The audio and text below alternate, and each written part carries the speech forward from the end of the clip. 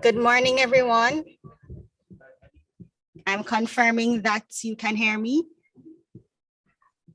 Yes, we can. Yes, we can. Yes, very Thank well. you. My name is Rochelle White. I'm the Senior Technical Advisor to the Director General, and I will be your moderator for this segment of the program. Chair, Dr. Wayne Henry, Director General of the Planning Institute of Jamaica. Co-chair, Ambassador Adele Robinson, Director, Economic Affairs Department, Ministry of Foreign Affairs and Foreign Trade. Dr. Gary Conneal, UN Resident Coordinator for Jamaica. Dr. Abdullahi Abdul Kadri, Coordinator, Statistics and Social Development Unit, Economic Commission of Latin America and the Caribbean Sub-Regional Office. Senora Giselle Fernandez Lodlow, Coordinator of Sustainable Development of the Chancellery, Mexico. Our speakers this morning, Ms. Claire Bernard, Deputy Director General, Sustainable Development and Social Planning. Ms. Barbara Scott, Deputy Director General, External Cooperation Management and Project Development. Ms. Marika Brown Bailey, Gender Specialist, Planning Institute of Jamaica. Ms. Roxine Ricketts, Education Planner, Planning Institute of Jamaica. Members of the National 2030 Agenda Oversight Committee and the National SDGs Core Group who have been with us from earlier this morning. Ladies and gentlemen, good morning. Welcome to the official launch of the Voluntary National Review for Jamaica. Voluntary National Reviews are a very critical component of the monitoring framework for the SDGs. They're intended to track implementation of Agenda 2030 up to 2030 to promote accountability to citizens, foster exchanges of best practices across countries, and support mutual learning. They are to be robust, effective, participatory, transparent, and integrated. Jamaica has already done one voluntary national review, and we have indicated our intention to do a second voluntary national review, and today's launch represents the commencement of that process formally. Our first speaker this morning will be Dr. Wayne Henry, Director General of the PIOJ, and I now invite him to give his remarks. Moderator, this is Rochelle White. Co-chair, Ambassador Adele Robinson, Director of Economic Affairs Department in the Ministry of Foreign Affairs and Foreign Trade. Dr. Gary Conneal, UN Resident Coordinator in Jamaica. Dr. Abdullahi Abdul Kadri, Coordinator, Statistics and Social Development Unit in the Economic Commission of Latin America and the Caribbean Sub-Regional Office. Senora Giselle Fernandez Lodlow, Coordinator of Sustainable Development of the Chancellery, Mexico. Speakers this morning, Ms. Claire Bernard, Deputy Director General, Sustainable Development and Social Planning at the PIOJ, Ms. Barbara Scott, Deputy Director General, External Cooperation Management and Project Development at the PIOJ, Ms. Roxine Ricketts, Educational Planner at the PIOJ, and Mrs. Marika Brown Bailey, Gender Specialist at the PIOJ, members of the National 2030 Agenda Oversight Committee and the National SDGs Core Group. Ladies and gentlemen, today we formally commence the process of Jamaica's second Voluntary National Review, VNR, the results of which will be presented at the High-Level Political Forum in July 2022, hosted by the United Nations. The VNR 2022 will be conducted in the context of the impact of the COVID-19 pandemic and will be guided by the theme of the HLPF 2022, Building Back Better from COVID-19, while advancing the full implementation of the 2030 Agenda. The general focus of the HLPF 2022 will be on the impact that COVID-19 has had on countries and their ability to meet the global targets, with specific focus on 5 goals: quality education, gender equality, life below water, life on land, and partnerships. Today's meeting will ventilate some of the main issues within each of these 5 goals and discuss policy perspectives to drive progress within these sectors. The scope of Jamaica's second voluntary national review, evaluates progress on the 2030 Agenda for the period following the 2018 VNR, addressing the decade of action and delivery for the SDGs launched in 2019. The VNR will include 2 thematic reports on strengthening the corporate social responsibility framework for the SDGs in Jamaica, and an assessment of local level alignment with the SDGs in acknowledgement of the role of private sector stakeholders and local actors in national development. The first voluntary national review process in 2018, together with other local review processes, identified the need to strengthen the framework of engagement and partnerships, localization, alignment and mainstreaming, monitoring and evaluation, and capacity building to effectively implement the SDGs and leave no one behind. These have been the imperatives of the process of coordination, whether at core or through the whole of society approach. This partnership framework has been foundational to national development. Every stakeholder, whether private or public, local or national level, together create the synergies that drive a coherent national development process. Gaps in engagement of the local level have been identified, particularly with community-based stakeholders. In recognition of this gap, the second VNR will assess the level of alignment and mainstreaming of the SDGs at the local level to inform a more continuous and sustained program of engagement. The SDGs are currently over 95% aligned with the Vision 2030 Jamaica. The successive 3-year medium-term socio-economic policy frameworks, MTF, the strategy policy framework for the implementation of Vision 2030 Jamaica and the SDGs presents alignment of the SDGs with the national goals and outcomes, and the alignment of the SDGs targets with the national and sector strategies and aligned policy-driven programming. The development of the National Statistics System, NSS, and launch of the National Strategy for the Development and Strengthening of the Legislative Framework will enable clear direction on the production of statistics in Jamaica, harmonizing standards and definitions. While challenges remain, we continue to prioritize monitoring the SDGs on an ongoing basis, producing a progress report and statistical report 2019-2020, subsequent to the 2018 VNR process. The 2022 VNR will further interrogate these issues identified in these reports to inform action and strengthen delivery to meet the 2030 commitments. Jamaica remains committed to the 2030 agenda and addressing the challenges of financing, development cooperation, and data for monitoring and accountability, which require a whole of government approach with policy coherence and support from private sector, civil society, and international partners. While we pursue development nationally, in the context of multilateralism, Jamaica participates in and leads on major global issues, including SDG financing, as well as environmental and social issues.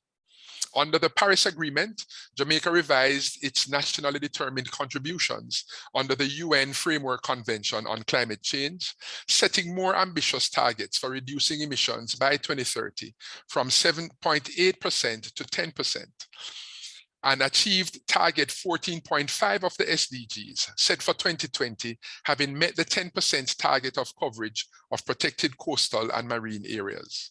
In the context of the COVID-19 pandemic and challenges in development financing, in keeping with the recommendations of the Roadmap for SDG Implementation 2017, innovative mechanisms are being developed to address the financing gap. Recovery and rebuilding requires entities and networks to solidify their commitment to achieving the 2030 agenda and ensure that the gains of development are shared and felt by all Jamaicans. This voluntary national review process presents an opportunity for meaningful, systematic evaluation of the country's performance against its commitments and facilitating inclusive and direct discussions on the issues and pathways to achieve the 2030 commitments. It will empower us with a tool to mobilize partnerships to achieve the shared vision for people, planet, prosperity, and peace, and to make Jamaica the place of choice to live, work, raise families, and do business. Thank you. Marks. Our next speakers will be from ECLAC and from the UNDP, our partners. ECLAC in particular has been primarily important in conducting monthly consultations. We refer to it as a community of practice for countries to learn best practices in preparing and presenting VNRs. It has been a very valuable space for us and for our partners across the region. This morning, we will have a presentation from Dr. Abdul Kadri, and I invite Ms. Ashley Codner to introduce him. Good morning, everyone. It's my pleasure to introduce Dr. Abdul Kadri. Dr. Abdullah Kadri is the coordinator of the Statistics and Social Development Unit of the United Nations Economic Commission for Latin America and the Caribbean, sub-regional headquarters for the Caribbean based in Port of Spain, Trinidad, where he leads the regional commission's technical assistance to Caribbean countries on statistical capacity building, including the establishment of a national statistical system and the implementation, follow-up and review of the 2030 Agenda for Sustainable Development and the Sustainable Development Goals. Prior to joining ECLAC, Dr. Abdul Kadri was the professor of Applied Economics at the University of West Indies Mona campus, where he served as the Associate Dean for Research and Innovation in the Faculty of Social Sciences. Dr. Abdul Kadri graduated with a PhD in economics from Kansas State University, after which he completed a postdoctoral fellowship in health economics at the US Center for Disease Control and Prevention. Dr. Abdul Kadri, welcome. Thank you very much for the introduction. I thought it was short. It seemed a little bit long, but let me thank you once more for inviting ECLAC to participate in this consultation. And I would like to start by recognizing the chair, Mrs. Rochelle White, and the Dr. Wayne Henry, the Director General of the IOJ, Ambassador Robinson, the co-chair of the Oversight Committee, Dr. Gary Connell, the Resident Coordinator for the UN system in Jamaica. And in the interest of time, allow me to follow the protocol that Dr. Henry has already established to say all protocol observed. It's really an opportunity and something that we are really glad that ECLAC will participate in this meeting. And I would like to also express apologies on behalf of Mrs. Diane Colles, our director, who is unable to participate in this meeting because of other pre-scheduled engagement that she has. She wouldn't have missed this for any reason other than something that she could not avoid. The presentation from Dr. Henry is so comprehensive that it's very hard to follow that to give any advice or to indicate what it is that you have not covered. Because as I've expressed to him on several occasions and to the PIOJ team, that at ECLAC, we are really very pleased with our collaboration with the PIOJ and of course, by extension, the government of Jamaica in showcasing what you are doing in Jamaica. At the PIOJ, at starting and at other government ministries and agencies, institutions to showcase them as best practices in the Caribbean. And as you've heard, we do organize the monthly community of practice. And sometimes we have to really look hard for another country to showcase because we don't want it to appear as if every time we have to call on Jamaica to come and make a presentation.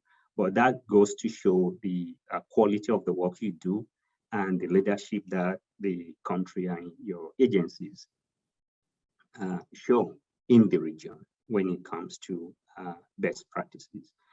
The 2030 agenda is one in which is, as we all know, is the global agenda that all member states of the United Nations are implementing and executing. But for some reason, in the Caribbean, we have not really implemented this SDG at the pace at which we ought to have. You may recall many who are participating in this meeting probably attended the first sub-regional symposium that ECLAC held in Jamaica and Kingston as the first meeting in the Caribbean to address the issue of the implementation of the SDG. And we were quite glad that Jamaica and Bahamas were the two countries that in 2018 presented their VNR, following the lead of Belize. And since the presentation of Belize in 2017, followed by the Bahamas and Jamaica in 2018, we are glad to note that all Caribbean countries would have presented their VNR or are on schedule to present their VNR, their first VNR in 2022. But in 2022, you will be making your second VNR.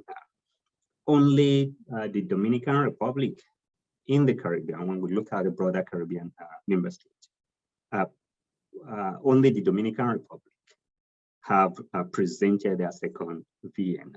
So you, Jamaica, you will be presenting your second VNR next year. And in addition to all the issues that Dr. Wayne Henry has identified in his presentation, it would be good to take note of what we call the second generation VNRs, where it's no longer going to be, we're now in the second third of the 2030 agenda. It will not be sufficient to be talking about what the country plans to do. It will now be the time to report on what has been done in the implementation of the SDGs, as Dr. Henry pointed out. But in addition to that, for second generation VNR, it will be important to link whatever you are presenting next year to what was presented in 2018, where you will link to some of the issues that you highlighted to be challenges, how they have been resolved, or if they still account for some challenges even in 2022. So that will be an area in which it would be good for Jamaica to focus on. And of course, there are 5 SDGs that have been slated for review next year, which Dr. Henry listed in his remark as well. It would be good to also take note of the 5 Ps that we always talk about, the 5 Ps, you know, the focus on the dimensions of the people, the planet, prosperity, peace and partnership. Although you will be reviewing those 5 SDGs, in reviewing those 5 SDGs, it will be important to take note of where these 5 Ps may have a particular implication on the SDGs that you are reviewing, to take note of those. And also what many people tend to be a slogan now, which is the leave no one behind, the most vulnerable people. And more so in the context of COVID-19, where those whom ordinarily we would not regard to be vulnerable are now vulnerable in many respects. So the COVID-19 is still very much around, and it would be good to touch on that as well in your review to report on how COVID-19 may have impacted the implementation of the SDG or the achievement of the SDG targets that you highlighted back in 2018, and which you will be reporting on in 2022, and how those may be influenced by the impact of COVID, by the impact of the virus, looking ahead to 2030. And finally, I also would like to mention that gender mainstreaming will be quite important. Although SDG 5 is up for review, gender mainstreaming will require that we not only focus on SDG 5, which is about women empowerment, gender equality and women empowerment, but to look at how women and girls, and of course, boys and men, are differently being impacted by the other SDGs in terms of education. We are finalizing a study at ECLAC where we are looking at the access to education and the gender differences in educational attainment. And you'll be surprised that sometimes we do talk about women, how women are being disadvantaged. But there may be other areas in which we also need to start talking about boys and how boys are being disadvantaged. So gender mainstreaming will be quite important as you review these 5 SDGs. So since this is just supposed to be a short remark, I would like to again thank the PIOJ for inviting ECLA to participate in this dialogue. And we look forward to supporting you as part of the UN system in Jamaica to provide whatever needed technical assistance that will be that you think ECLA might provide in your preparation of the SDG, of the VNR for presentation at the HLPF. Thank you very much. And I will be here to join you in further discussion. Over to you, Madam Chair. Thank you so much, Dr. Abdul Kadri, for the instructive remarks and for the offer of continued support, of which we are appreciative.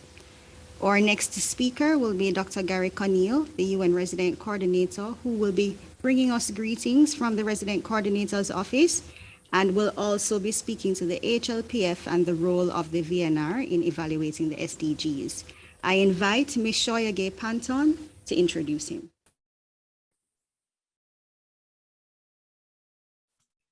Good morning, everyone. Can you hear me, Rochelle?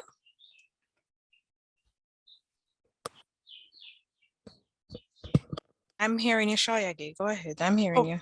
Okay, great. Right.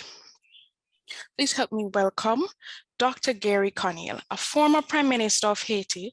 Dr. Conneal joined the UN country team in Jamaica on the 1st of September 2020 after serving as UN Resident Coordinator in Burundi. Before that, he served as Undersecretary General for Programs and Operations with the International Federation of the Red Cross and the Red Crescent Societies, the world's largest humanitarian network.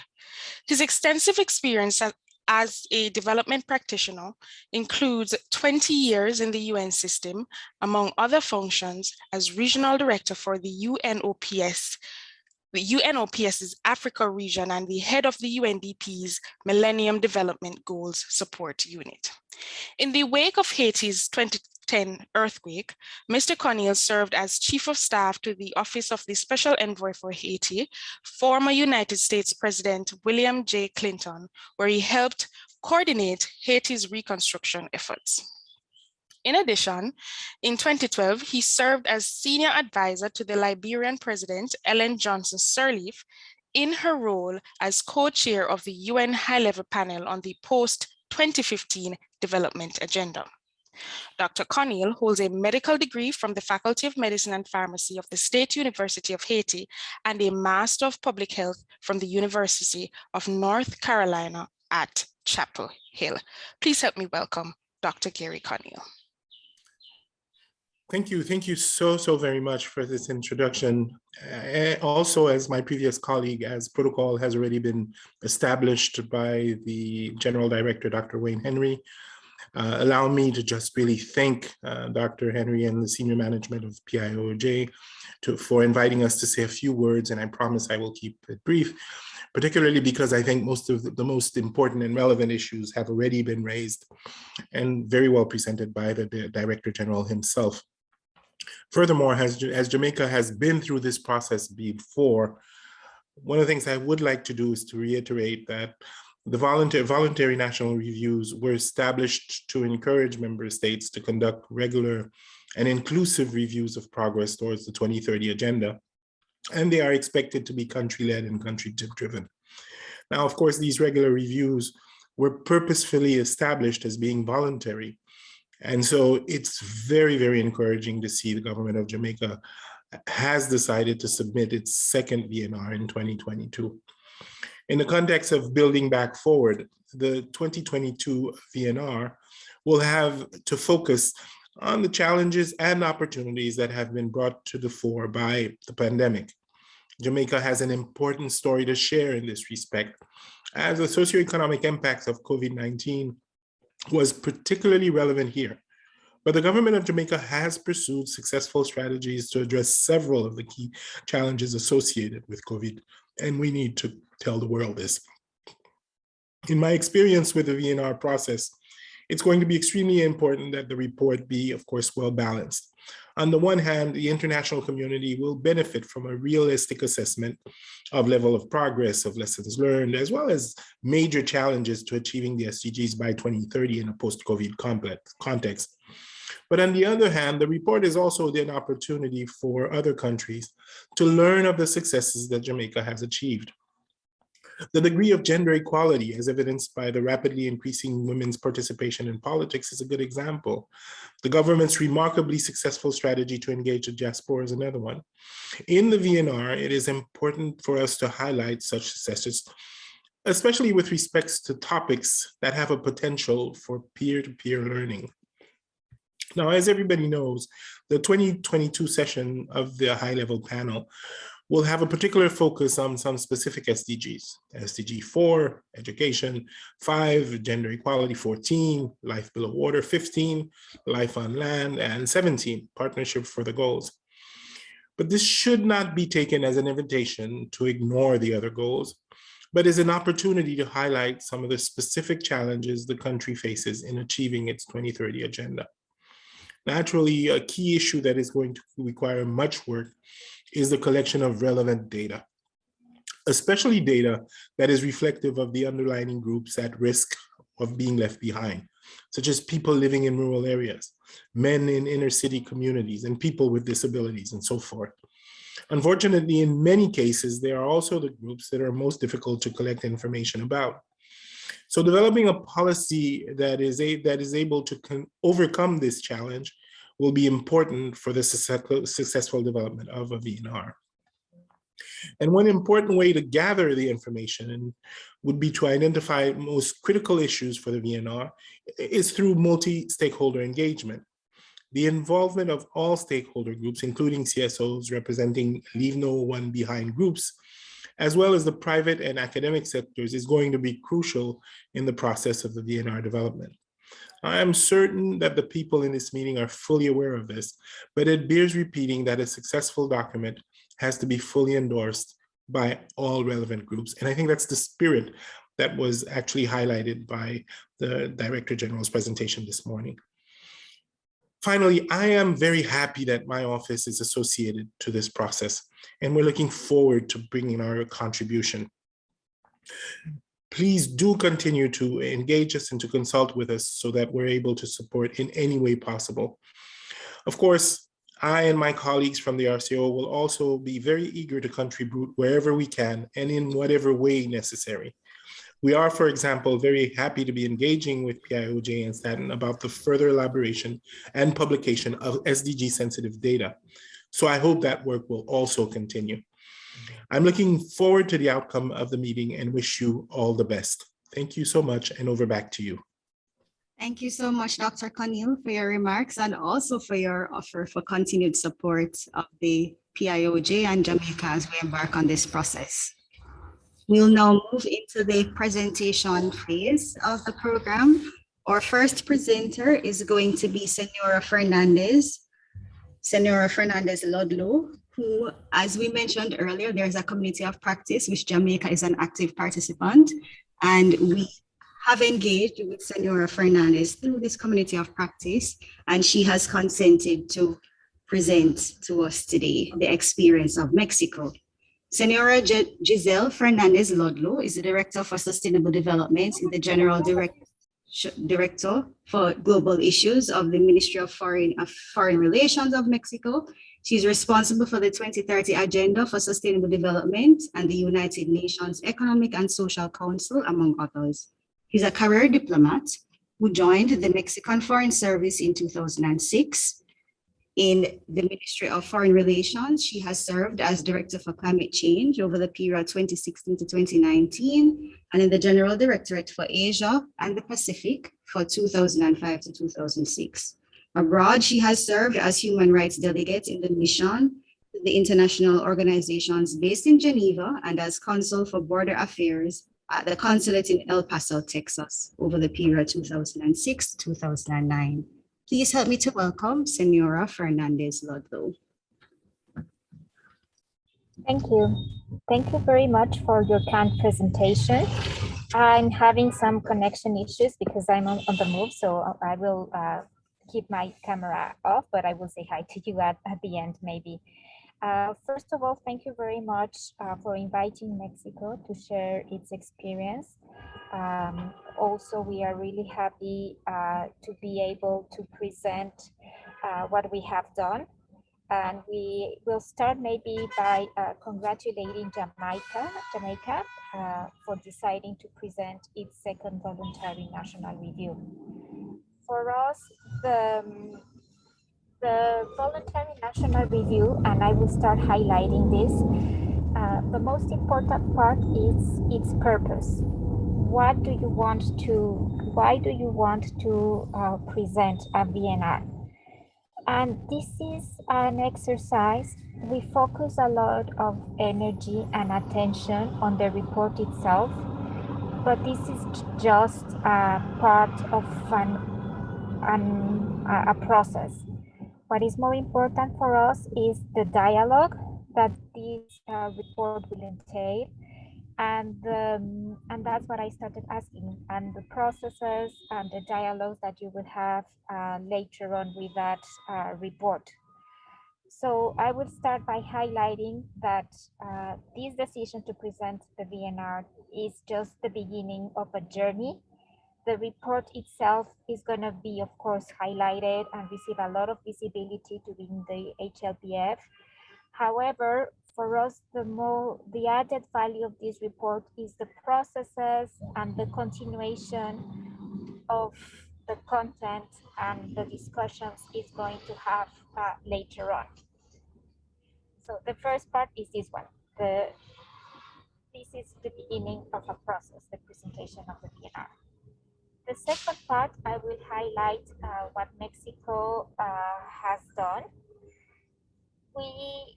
I will say that we presented at our third VNR this past July.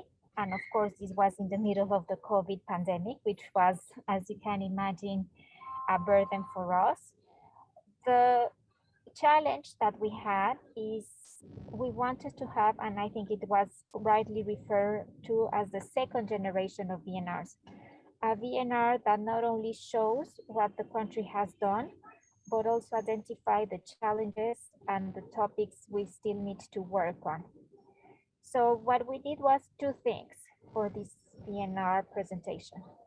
The first one is we broadened the stakeholders that were involved. Our colleague from the Office of the Resident Coordinator already highlighted this multi-stakeholder engagement. It was a difficult task to do, of course, because we couldn't meet physically. So the approach that we adopted was to establish a commission where everyone, government, civil society representatives, local governments, Congress, private enterprises, private sector, and the academia, we sat together and we recognized that this time it was going to be tough to integrate all these visions. So what we did is we asked to have this coordination of coordinations, meaning civil society was going to be in charge of reporting for their part, for their sector, and the same for all the others. This enabled us to have a multi-stakeholder engagement. And here we need to be clear, we do not always agree, and that was something, it was highlighted. It was included for the purpose of transparency. And in the cases where we have different views, we just say, this is the view of this sector, this is the view of government, but we of course want to continue to work. So that is who participated. In terms of the content, as we mentioned, this second generation of VNR had an important chapter about COVID and its impact. And I'm pretty sure Jamaica will also want to reflect that. And we also included a part about next steps. It was a true diagnosis in the terms that it was showing what we have been able to accomplish, but also it identified the challenges that we had. So the content was also important because it shows the way forward. After the report is presented in the HLPF, it needs to have a content that will keep it alive, sort of saying. The final recommendations that we will have, and this is linked to this whole process approach, is after the VNR is presented at the HLPF, something that we learned at the ECLAC community, we learned it from Argentina, is the report is presented at the UN, but we were still missing a presentation at the national level, sort of saying. So we decided to do, after the launch at the UN, a national launch, where we were able to invite more actors, and we were able to have a further discussion. And we believe we also invited representatives from other countries that are present in Mexico. So this was a good exercise to be able to present it after the HLPF at the national level. That was a good practice that we learned from our ECLAC colleagues. Another good practice that we learned is that during the HLPF, countries are able to organize a side event. So in Mexico's case, our VNR had a really strong subnational component that we wanted to highlight. So we use the space or this side event at the HLPF that you decide who is invited, what you want to talk about. We decided to use this platform to highlight the contributions of the subnational actors. So that is also something that Jamaica might consider using this space of the side event at the HLPF. And then maybe finally, the overall benefit that we have seen from this RVNR presentation is the possibility of what we are doing now, of exchanging with other countries, exchanging with other actors in order to be able to continue learning. Mexico presented its VNR. I do not think we will present a fourth VNR from now to 2030, but that doesn't mean we will not continue to be engaged in the process in terms of enabling some national actors to participate, in terms of participating at the regional levels.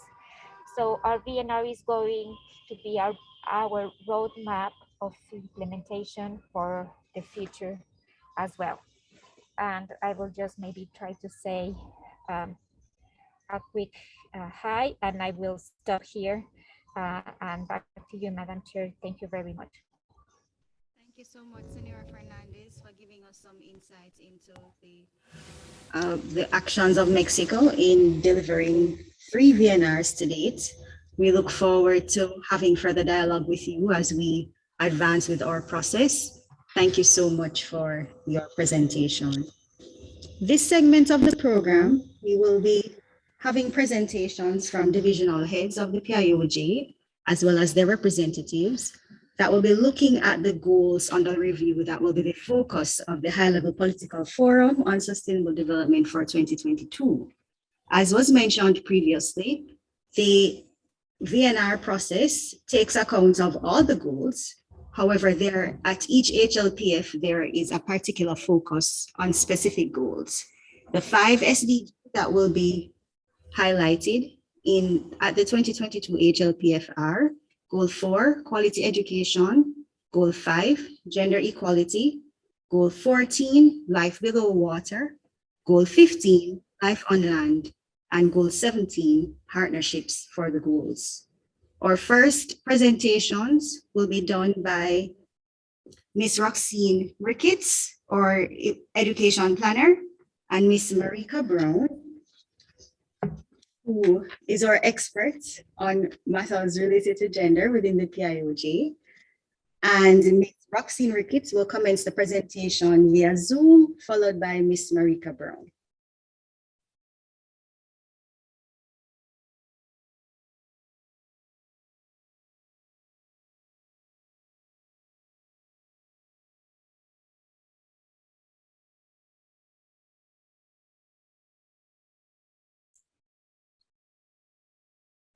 Good morning, everyone.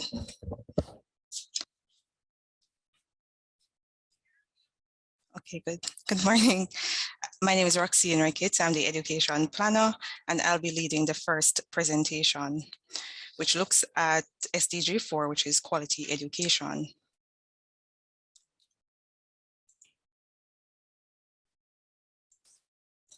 So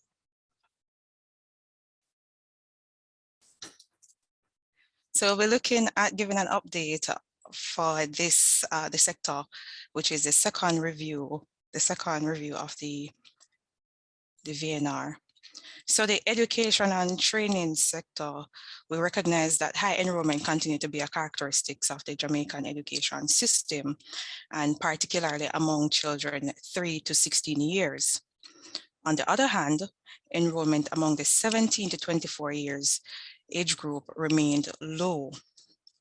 In furtherance of the systemic qualitative improvements, the Ministry of Education, Youth and Information in 2018 adopted the K-13 strategy to cater for the 0 to 18 population in school.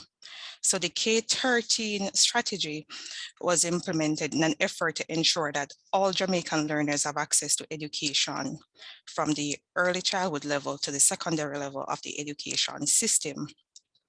So the program provides age-appropriate interventions, and it looks at children from 3 months to 3 years. Then you have the other group from 3 years to 3 years, 8 and 8 months to 5 years, from those 6 years to 12 years, and those 13 to 18 years. In 2019, the primary exit profile was introduced to replace the grade 6 achievement test. And the PEP places emphasis on the acquisition of the 21st century skills, which include critical thinking, creativity, and communication. The sector also trained more than 5,000 educators from the early childhood level to the secondary level. And the training was aimed at improving teaching quality and assurance through professional development. 2019 also saw the merger of the Heart Trust NSTA with the Jamaica Foundation of Lifelong Learning, the National Youth Service, and the Apprenticeship Board.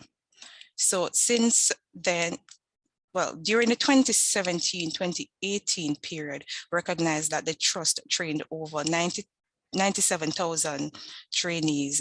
If we compare it with the previous period, which is 2016-2017, there was a deficit which resulted in some 30,000, or an increase in 47%, or 30,907 trainees.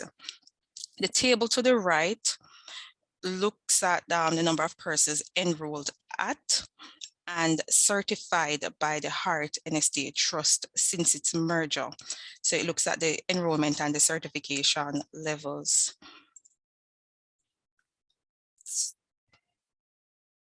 So next slide, which looks at, so the next slide takes into account the impact of the COVID-19 pandemic. And the COVID-19 pandemic is one of the most serious challenges the world has faced in recent times. And with the restrictions of the pandemic, we recognize that the teaching and learning was impacted, particularly through the closure of physical school, which to curtail the spread of the virus. And we recognize that teaching and learning had to be shifted to online. In the same breath, the ministry, they moved the educational sessions at all levels to different mediums. This include online, traditional media, printed material. The ministry also sent out news bulletins with a list of resources, and a hotline was activated to support PEP test questions. They also have established partnerships to make online resources available. So at the primary level, the PEP assessment was truncated to the use of only the grades 4 and 5 scores only. So we recognize also that the face-to-face sessions for students sitting external exams, that is the CSEC, CAPE, NCTVET, those were face-to-face sessions were reopened from the end of July to mid-August. We also recognize where the University of the West Indies relaxed requirements for persons entering. The National Parenting Support Commission created helplines to provide support to parents. And we saw where also the Ministry of Education, Youth and Information and the UWI Open Campus, they launched online and blended professional development initiatives to support educators for use of blended and online strategies.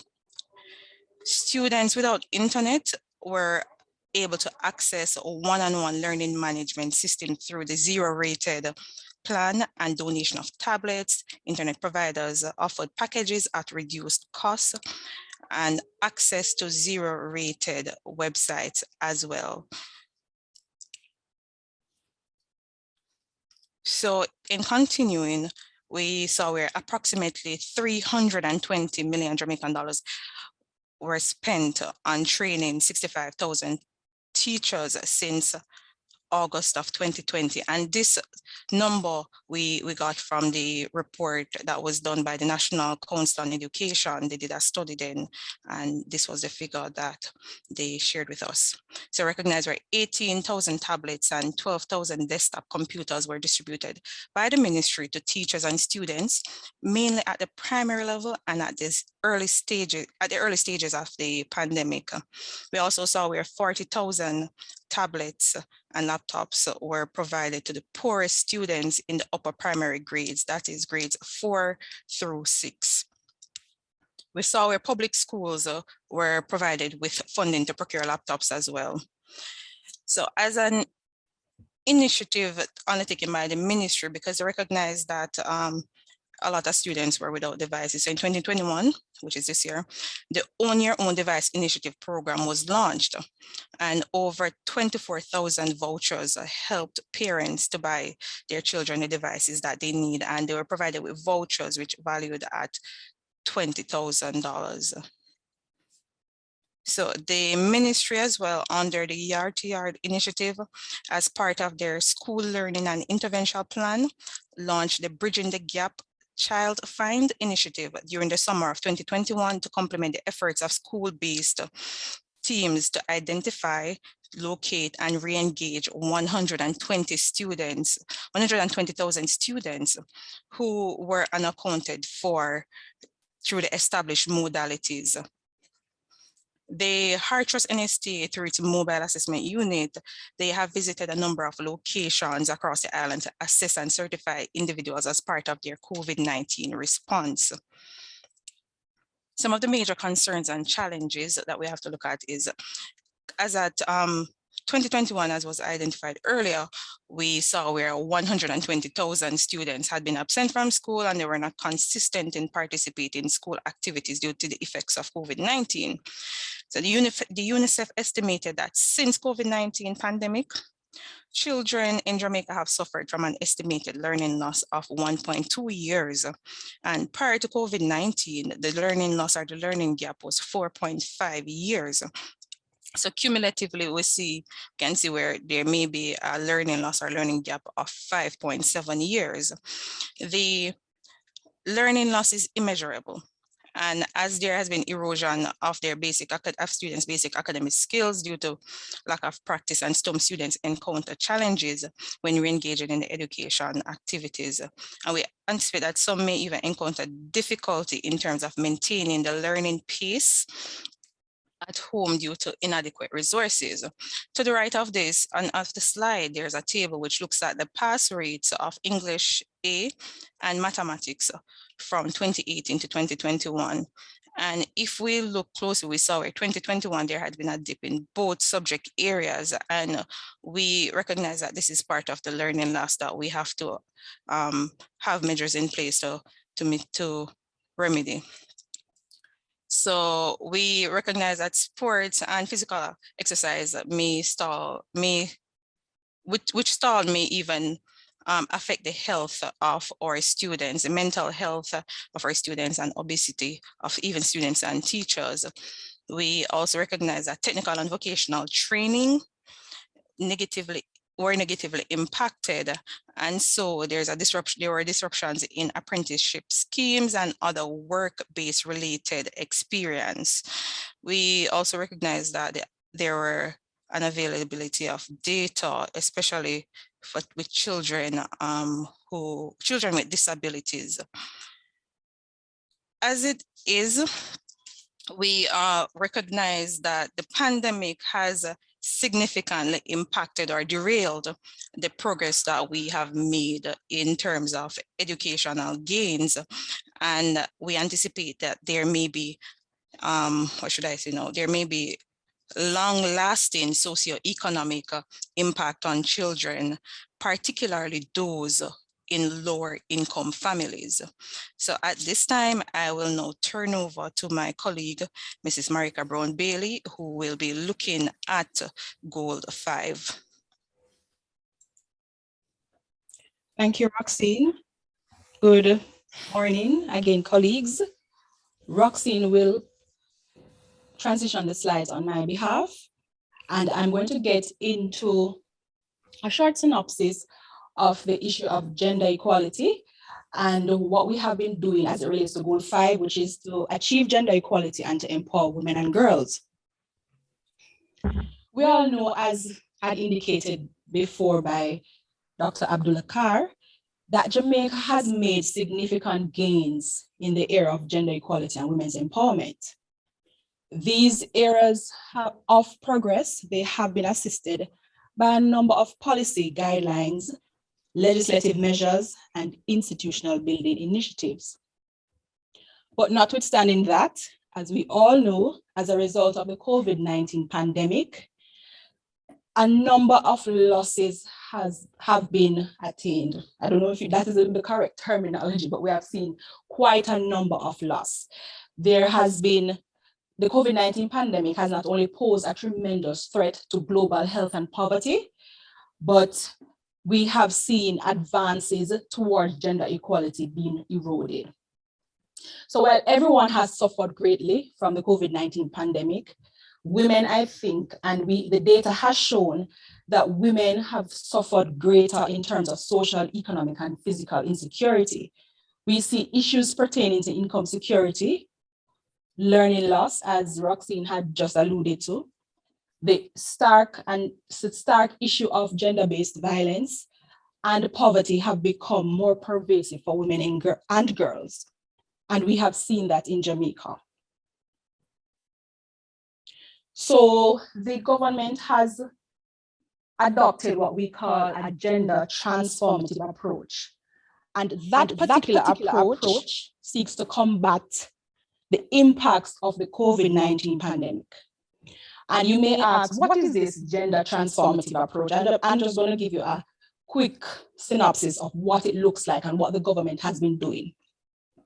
So what this does, it utilizes a context, or looks at a context of implementing national programs and policies that will try as best as possible to ensure that all women and girls, all men and boys are a part of the developmental process. It seeks to address issues of disaster management, disaster risk reduction in a way that gives explicit attention to gender discrepancies so that we can avoid unintentional harm or unintentional disadvantages to our women and men, girls and boys. I want us to look, next slide, please. Roxy, thank you. At the framework upon which we stand. And this framework, what it does, it advances that gender transformative approach that we're going to utilize and that we have been utilizing specifically to combat the COVID-19 pandemic. That framework, colleagues, is the National Policy for Gender Equality. It was approved in 2011. And what it does is provides an overarching framework for Jamaica's achievement of gender equality and women's empowerment. The policy, it espouses rather the importance of gender mainstreaming in all spheres of life to reduce all forms of discrimination, gender discrimination in particular, and to promote greater gender equality and social justice. So within that particular framework and understanding the impacts of the COVID-19 pandemic on our women and girls and boys, there are a number of key priority issues, particularly as we look to implement the SDGs and particularly as we report on the VNR, that the government has been looking to address specifically. And you can go to the next slide. So these priority issues that I will speak briefly on are addressing the issue of gender-based violence, looking specifically at the issue of women's economic development and empowerment, looking at poverty reduction and creating assets, particularly for the poor and vulnerable, and strengthening the mechanism that we have within the country for gender mainstreaming. So as we look at the first issue, the Women's Health Survey in 2016 indicates that 1 in 4 Jamaican women would have been exposed to intimate partner violence throughout their lifetime. We recognize that violence against women and girls, particularly in Jamaica, is driven by what we call an intersection of cultural, economic, social, and political factors. And these factors try to undermine the position of women in society and try to reinforce the notion of female subordination and male domination.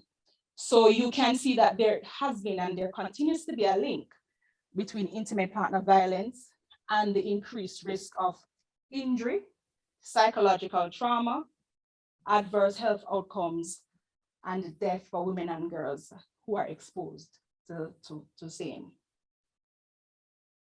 So in addressing the issue of gender-based violence, what the government has been looking specifically at is looking at the risk factors for violence, including what are the social norms regarding how we view gender roles and how, as a country, we continue to accept violence. Sometimes persons will feel that we have a culture, it's innate in us to exercise violence. So there are a number of initiatives and a number of policy perspectives that are currently being implemented to look at these particular risk factors. Through support from our international development partners, we also have been looking, and since the last VNR process up to now, we have been looking at reviewing a raft of legislation and implementing policies that seek to prevent and address the issue of violence and discrimination. Critical to the process as well is providing access to coordinated quality service for victims of violence and their family members, because it is critical that women and men who experience violence are allowed to be removed and removed safely from the situation. So there has been a coordinated approach to providing quality services. And critical to the process too is that we cannot know who to help and how to help and where the help is required if there is not adequate collection, analyzing, and dissemination of the data. So decreasing violence against women and girls, it requires, as I think Dr. Cornel had said, a multi-pronged approach, a multifaceted, multi-sectoral approach. And this approach is exposed through the National Strategic Action Plan to eliminate gender-based violence. And that plan has been implemented, is being implemented, from 2017, and it will continue up to 2027. So through this particular plan, the government, with support, as indicated before, from our international development partners and our non-government partners, have been undertaking critical initiatives aimed at reducing and eventually preventing gender-based violence. The second issue that we want to bring to the fore is that critical work has been done in trying to address the issue of women's economic empowerment and economic development. So Jamaica has always and continues to reaffirm its commitment to ensure that women's equal rights, women's access and opportunities for participation and leadership within the economy and society and within decision-making is achievable. So there have been work to look specifically at issues related to the value that we place on unpaid care and domestic work, because it is critical that we recognize that domestic work and unpaid care work that is done within the home have an impact on the economy.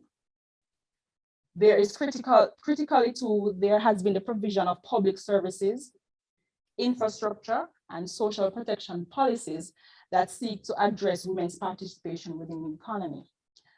Ongoing reforms have taken place, and these reforms are being implemented to look critically at how we can give women and men equal rights and equal access to economic resources. So we are looking specifically at addressing the issue of control over land, control and access over land, financial services, inheritance, and natural resources for both our men and our women according to national laws.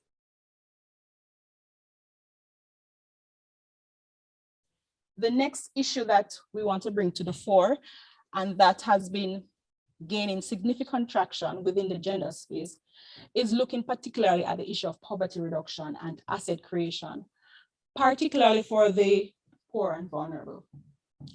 So through our national policy documents, and I'm speaking specifically to the Social Protection Strategy of 2014 and our National Policy on Poverty and Poverty Reduction Program, there has been a coordinated approach to addressing poverty and poverty reduction, particularly looking at the poor and vulnerable and looking at our women and girls. Through a number of initiatives there, we are looking particularly too at introducing technological innovations to small farmers and producers, as well as fisher folks at low cost. There has been a move, and there continues to be a move, to promote human capital development and to support entrepreneurship. And critical to the process is the support, psychosocial support to our young persons, to our young females, and to our families, to give them the requirements that will allow them to help themselves, to pull themselves out of poverty. The final issue that I would want to bring to the fore within our context, particularly as it relates to gender and to gender equality and women's empowerment, is the work that has been done and continues to be done to strengthen the gender mainstreaming mechanisms that we have in place. So what gender mainstreaming really is a strategy for ensuring that men and women, their ideas, their concerns, their experiences are integral to any design, any program, any policy, any project that is being implemented.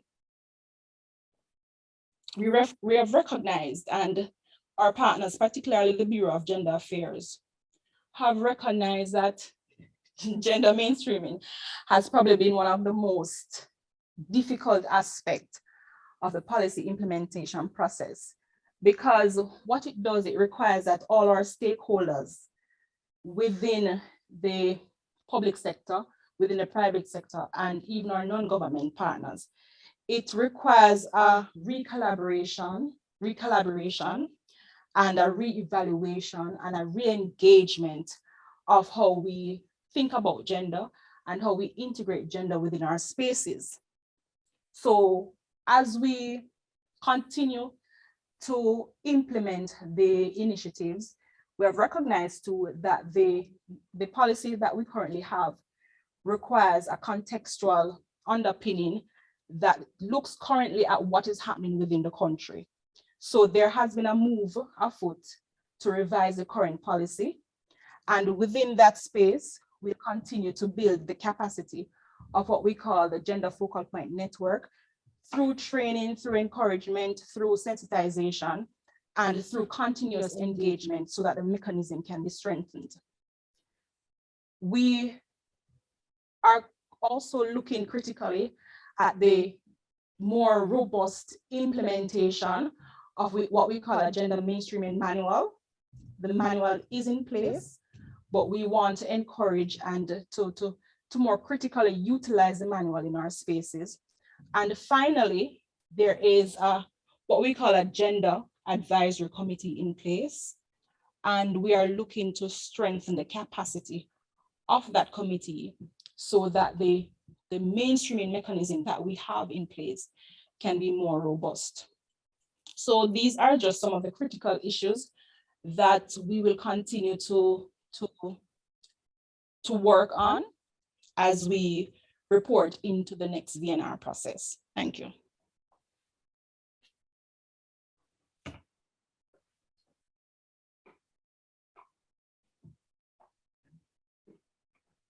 Thank you so much, Mariko. In the interest of time, we'll be moving directly into the two following presentations, and we will have a segment for question and answer after.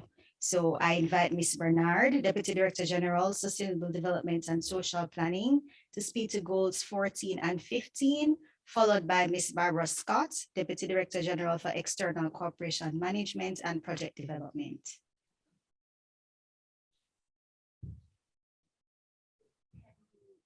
Good morning, everyone. Can you know the comment for and please correct the presentation? Very sorry about that. So while he queued up the presentation, I just want to say thanks to the committee for inviting us to present here today.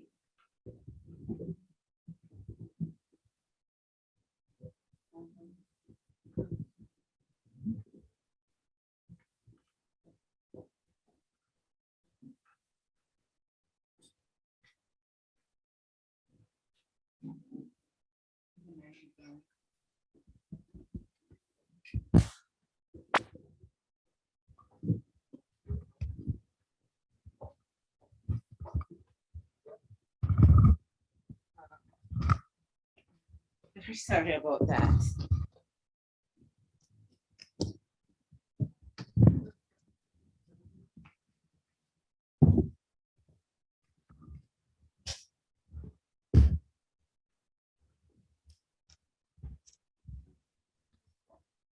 Yes. All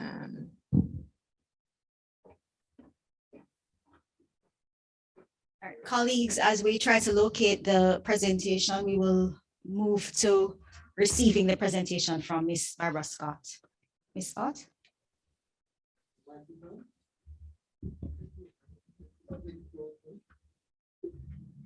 Morning.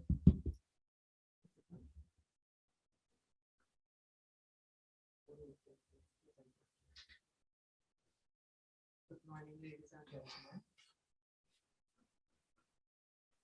It is indeed my pleasure to speak on some key issues pertaining to SDG 17 partnerships.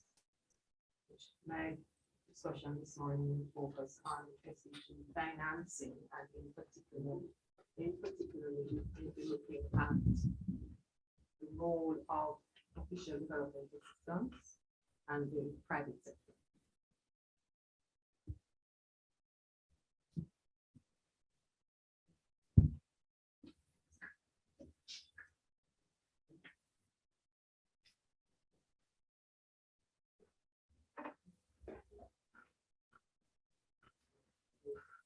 By way of context, and at the outset, I wish to remind us that Jamaica is a highly rated middle-income country, which has experienced low growth over a protracted period.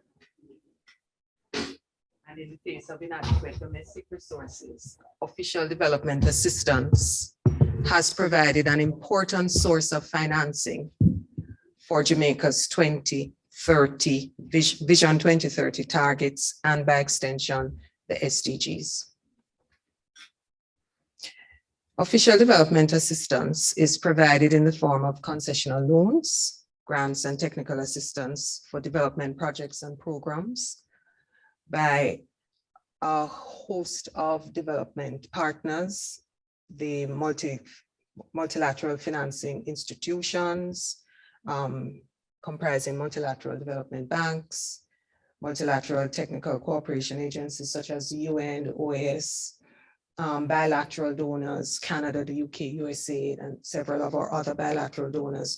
We've also most recently been receiving assistance through climate financing agencies such as the Climate Investment Fund and others. In terms of total ODA financing, at the end of 2020, if you could go back to the other slide, please. The previous slide, okay. At the end of 2020, total ODA provided for ongoing and new projects and programs to further Jamaica's development goals total 2.2 billion. Of note is that some 70% of official development assistance has been in the form of concessional loans. The chart shows that new ODA provided in 2019 and 2020 has generally been well aligned with our national goals. In 2019, 67% of new official development assistance was targeting budget support, strong economic structures, prosperity, if we're thinking of the SDGs. 26% was targeting education, social protection, and health, people. 2% targeted goal 4 of Vision 2030, a healthy environment. In 2020, however, we see a notable shift. 38% of the official development assistance was provided for education, health, and social protection in response to COVID-19. So this was a notable change in terms of the targeting of the resources which we received. 34% of the resources in 2020 targeted the macroeconomy, 20% security, and 6% the environment. Trends in new ODA. The chart or the graph shows that ODA has been trending downwards over the recent past, both loans and grants. With respect to loans, there has been a deliberate strategy of government to limit new borrowing in an effort to reduce the country's debt to GDP ratio. As it pertains to grants, while there have been spikes, the provision of grant funding has also been trending downwards due to Jamaica's designation as an upper middle income country. And this is shown starkly on this graph. There was an uptick in 2020 because of the COVID-19 pandemic, and there was an increase in donations from our development partners, and there was some additional borrowing by government in response to the pandemic. With Jamaica's limited appetite for new investment borrowing from development partners and lower grant provisions, the government intends to utilize its own budget more strategically to finance projects needed to meet SDG targets by 2030. This particular strategy, however, will be challenging given the impact of COVID-19 and or low GDP growth rates. Just wanted to reinforce the fact that in the last 2 years, or over the last 2 years, Jamaica's fiscal constraints have been compounded by COVID-19, with economic declines recorded in key sectors. And this is within the context of the fact that since 2015, foreign direct investment has also been declining.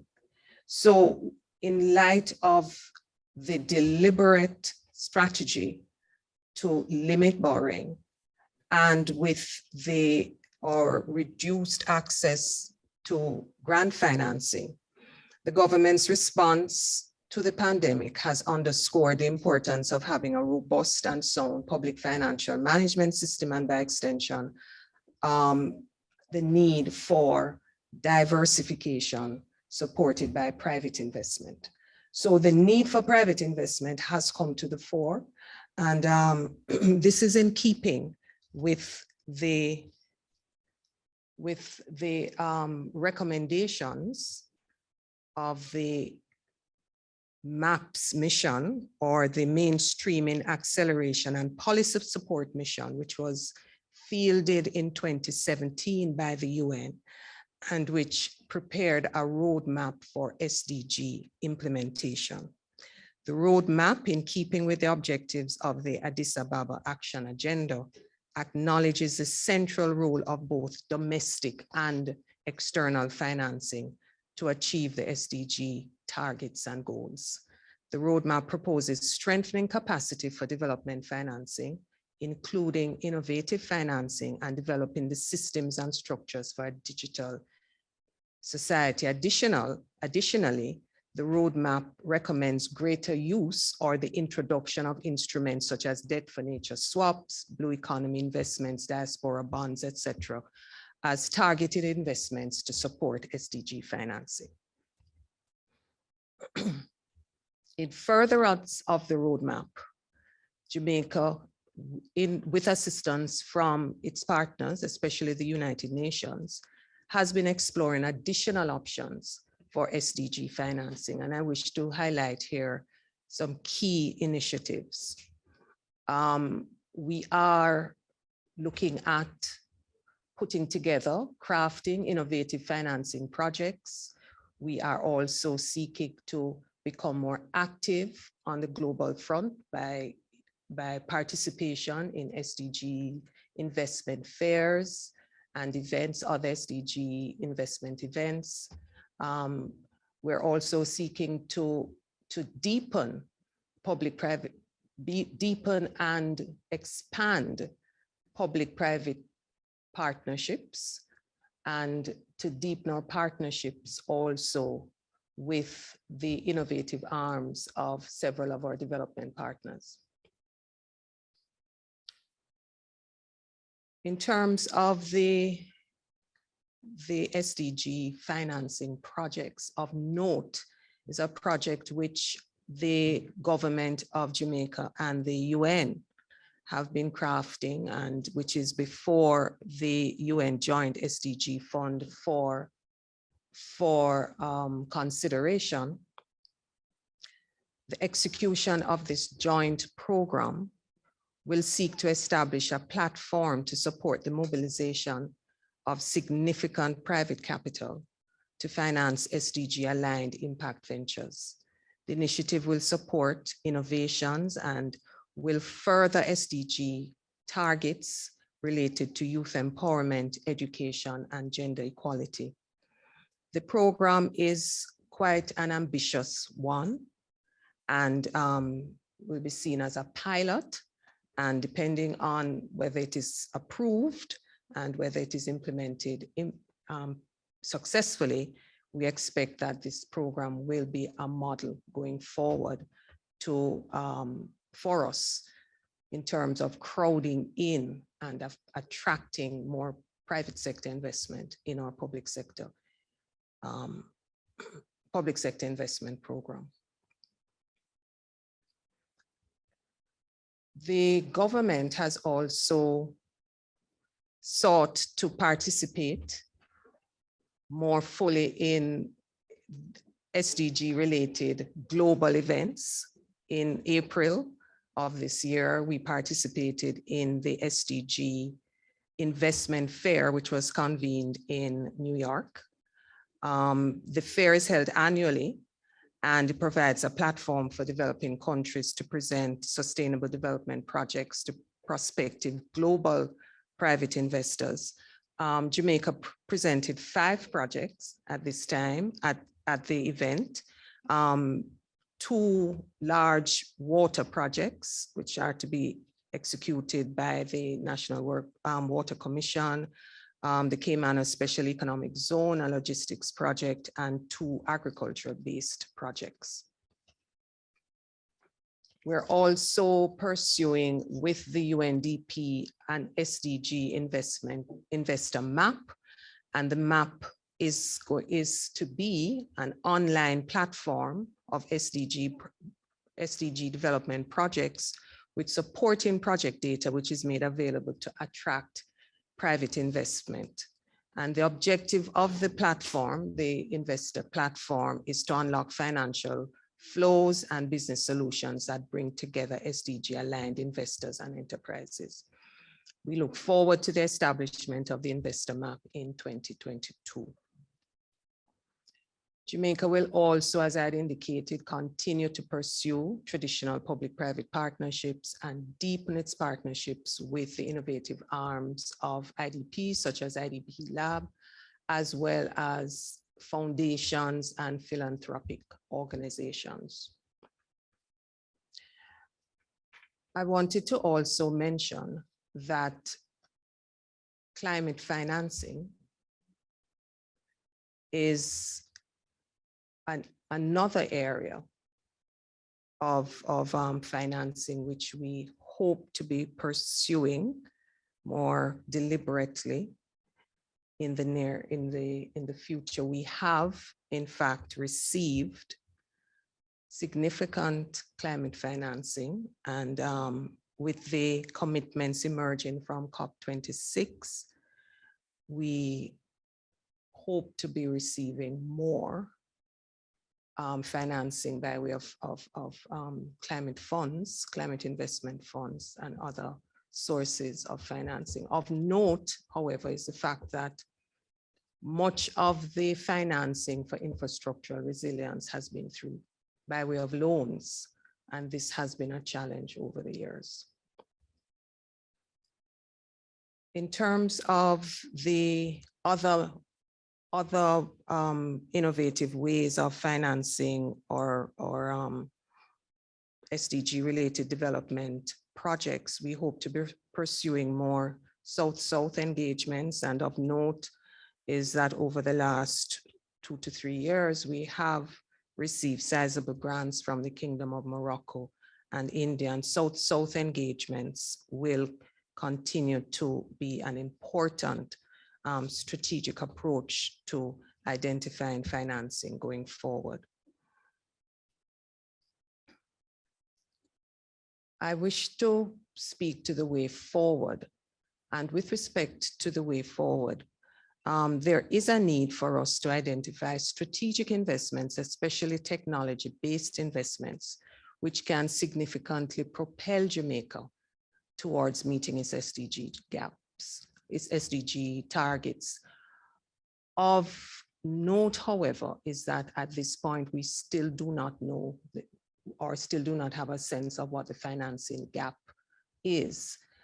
What's the gap between the cost of the projects, which need to be implemented to attain the targets, and the amount of resources which will be available to Jamaica for us to implement those projects?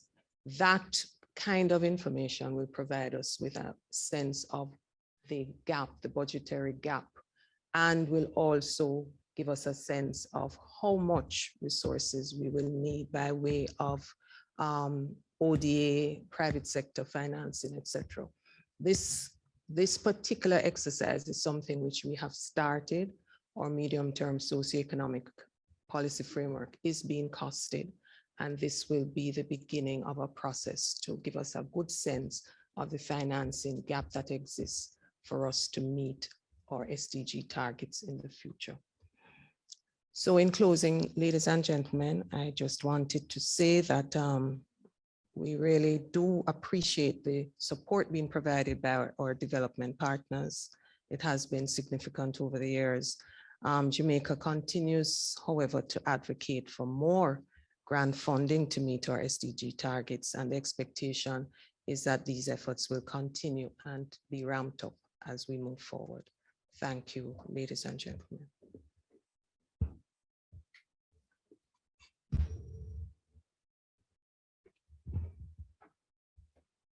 Thank you so much, Ms. Scott. We will now move into the presentation by Ms. Claire Bernard, Deputy Director General for Sustainable Development and Social Planning, who will be speaking to goals 14 and 15.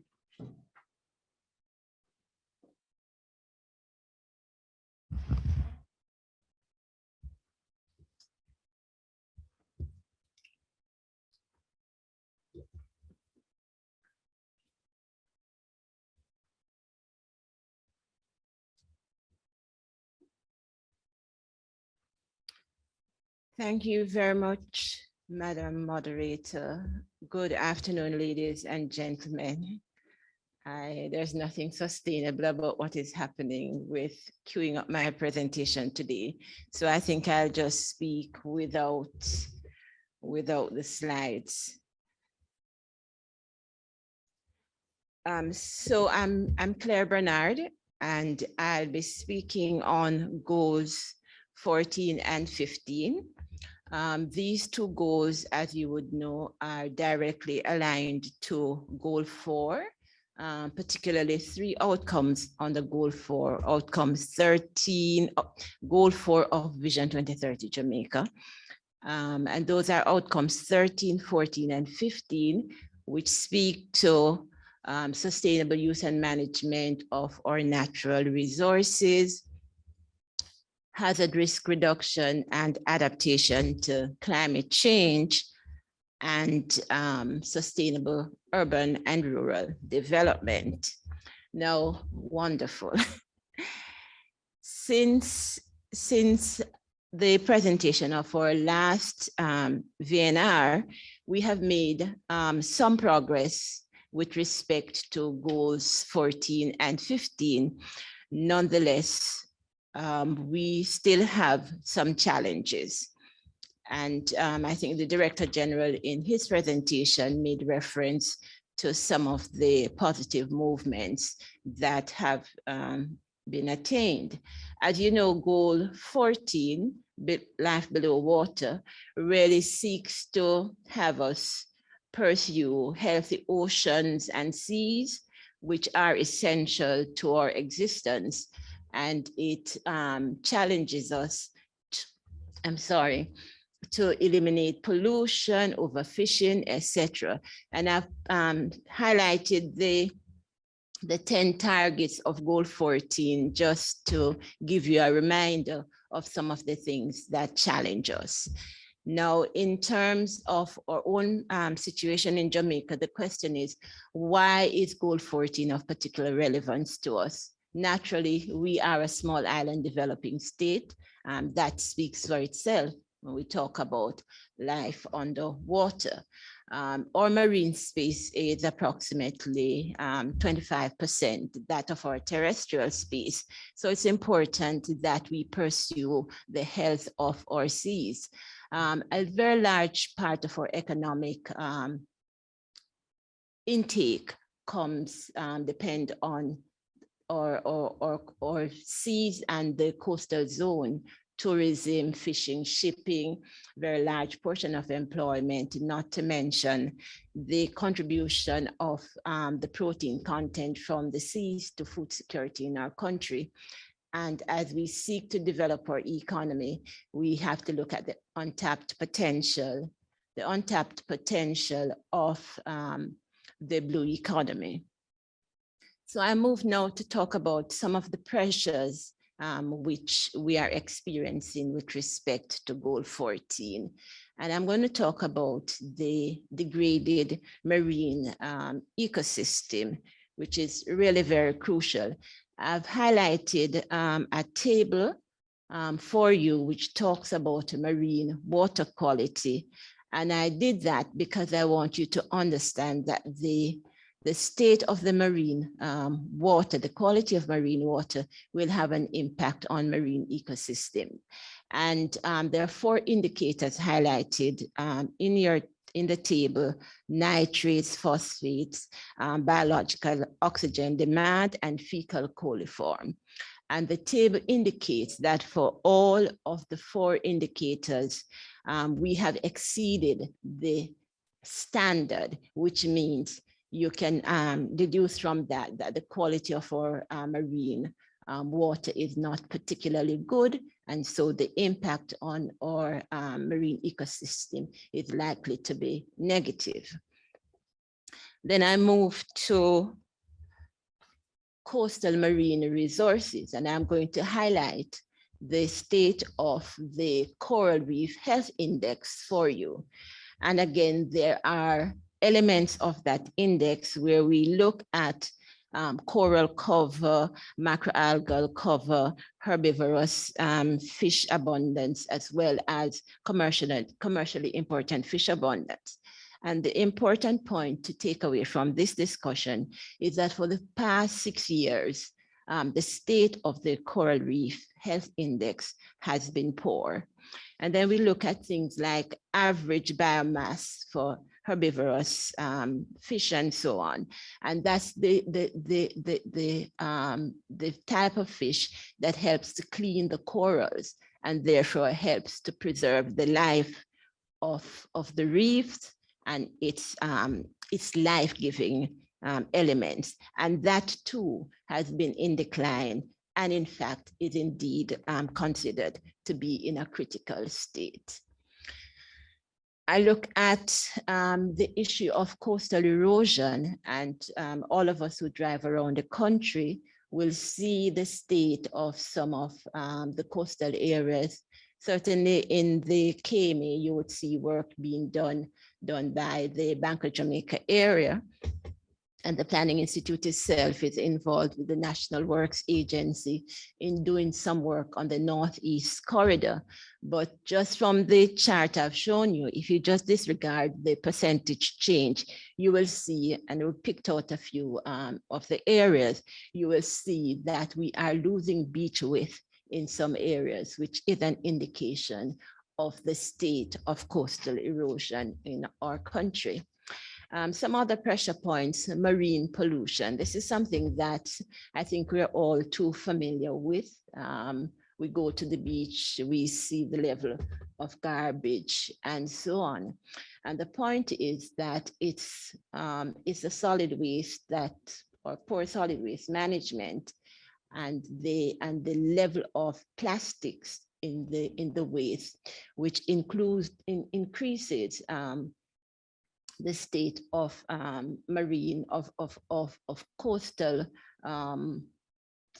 pollution in the country.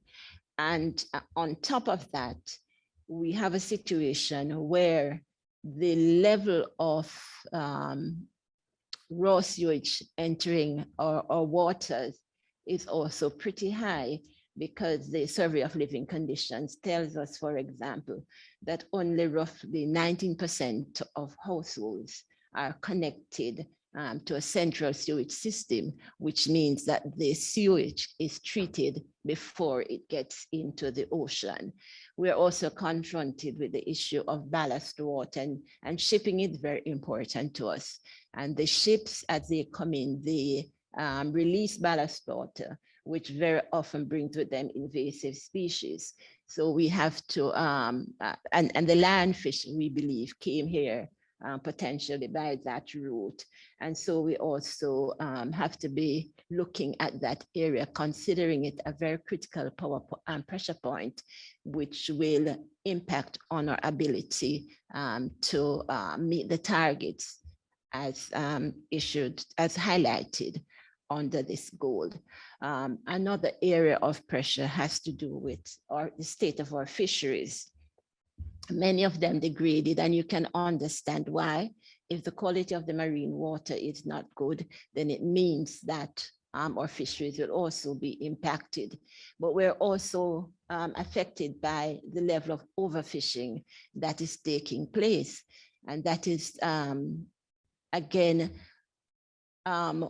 made more severe by the fact that some of the fishing practices that our fisher folks are using, the very small nets and so on, are helping to deplete our resources. And we are not immune from illegal, unreported, and unregulated fishing, some of which I think we generally talk about as poaching. Also, if we talk about the blue economy, it's an area that has tremendous potential, and we do not yet have an adequate handle on what we have, and nor do we have a framework to guide in its exploitation. The issue of data, I think Ms. Scott spoke about that, Marika spoke about that, and our UNDP rep also spoke about that. So those are other areas. So what have been the policy responses with respect to, it's not my day. What have been the policy responses with respect to goal 4, with respect to goal 14? We have been doing some work, thank you very much, in terms of legislation, in terms of policies and plans. So in 2018, again, since our last report, we have approved, I'm getting so confused now, but we have introduced the Fisheries Act to provide the legal and regulatory framework to improve the management of the fisheries and the entire sector. We have introduced and developed a number of fish sanctuaries, and essentially what that does is to allow a period of no fish so that the stock in that area can reproduce. We've also introduced the Ballast Water Management Act to limit the potential for the introduction of invasive aquatic species into our waters. Importantly, the plastic ban is something that all of us would be familiar with. It's a 3-phase ban on the importation, manufacture, and distribution of certain types of plastics.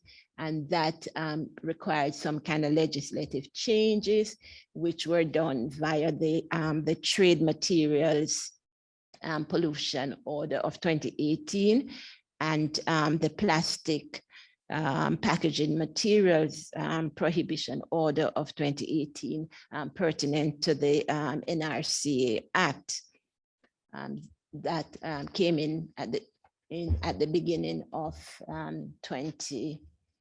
2019. Oh dear. There have been some other pertinent actions. So we've been doing some work in terms of fixing the framework for the blue economy, and we have secured resources from Pro Blue Trust of the World Bank and are in the process of developing a framework and roadmap to guide the development of the blue economy. We're also part of a regional Blue Port connectivity project, and very importantly, Ms. Scott made mention of the climate investment funds. We have an investment through that facility, working with the Ministry of Agriculture and Fisheries, trying to improve the regulatory framework, but more critically, to help fishers to develop alternative livelihoods in some areas, and also to train fishers so that the approach to the sector is more scientific, if you will, and is more consistent with the sustainable use of the resources that we want. In terms of goal 15, life on land, here again, we're talking about sustainable use of terrestrial ecosystems, managing the forest, combating desertification, and very critically, reducing biodiversity loss. I've highlighted the targets for you, but in the interest of time, I just want to say that we're very interested in the biodiversity issues, trying to facilitate and maintain habitats, looking at ecosystems restoration, and more importantly, trying to identify resources so that we can invest in developing these environmental assets. So what are some of the challenges? I think everybody here knows them. We all live in Jamaica.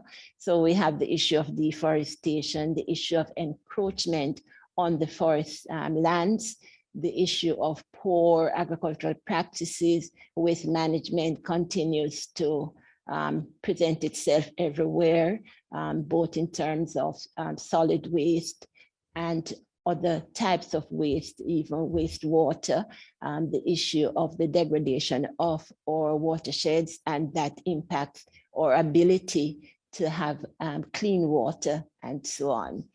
And so some of the challenges, as I said before, relates to the ecosystem's degradation. And an important gap in the system is that we have some commitments internationally about protected areas, but unfortunately, we've not been able to meet those commitments. Right now, our protected areas target is way below what we had intended it to be. They've been identified and named, but not declared. And once they're not declared, they create all kinds of challenges for enforcement and so on.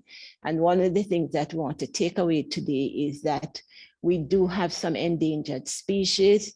A very quick look last night showed that 215 plant species are currently on the International Union for Conservation of Nature Red List for 2021, which means that if we do not act quickly to clean up and preserve our ecosystems and so on, we could in short time losing some of these species.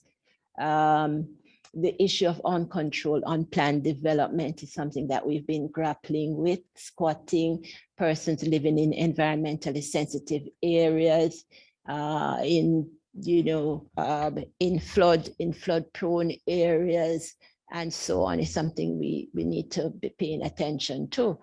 And it goes without saying that because we are in a multi-hazard zone as well, that we're also impacted, our assets in particular, well, our people nonetheless, but are also impacted by the various environmental events such as storms and floods and so on. And with the issues of climate change getting worse, you can understand that poses a real challenge. The policy responses to date. So again, since the last time we reported, the Forest Act of 1996 is currently under review.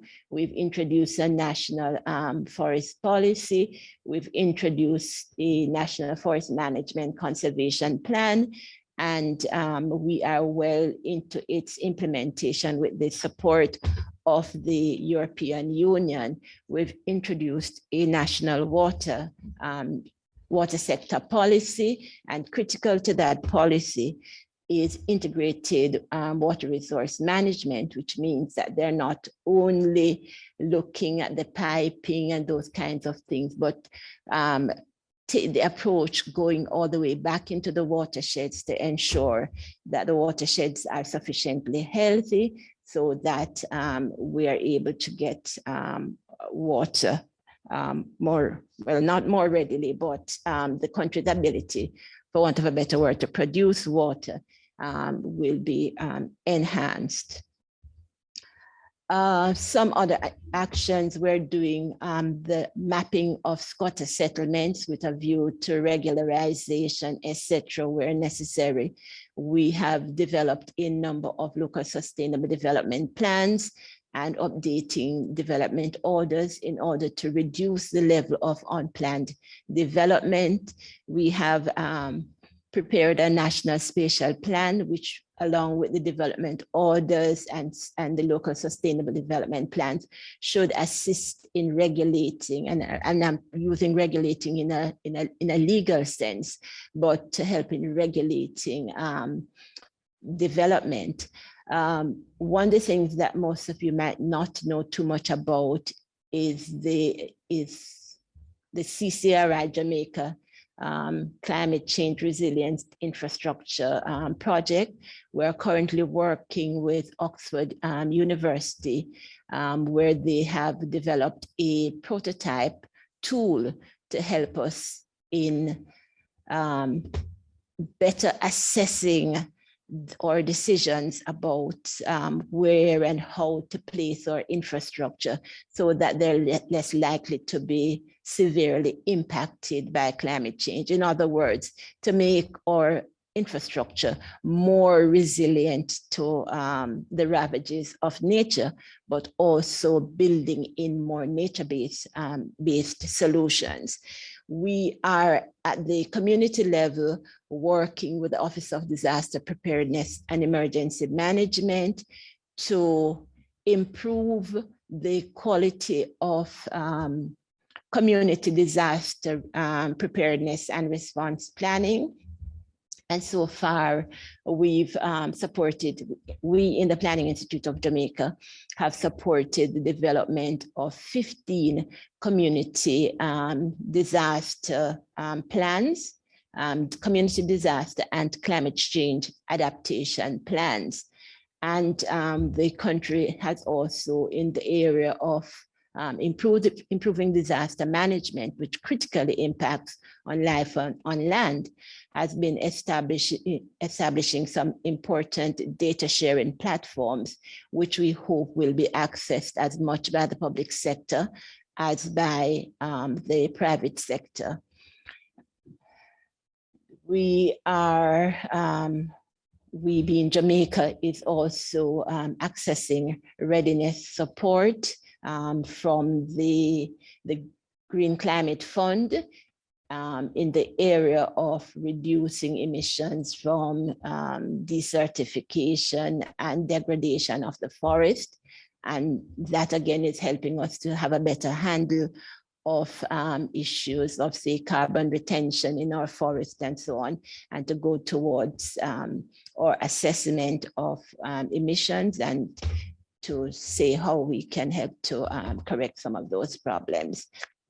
Sorry, you all know about the 3 million trees initiative, where the country again is planting out trees to not only help in the climate change mitigation process, but it will also help in adaptation in the sense that it will increase our tree cover and therefore help to reduce soil erosion. We're doing boundary verification to get a good handle of where the forest, well, the extent of the forest, so we can help to reduce loss and all of that.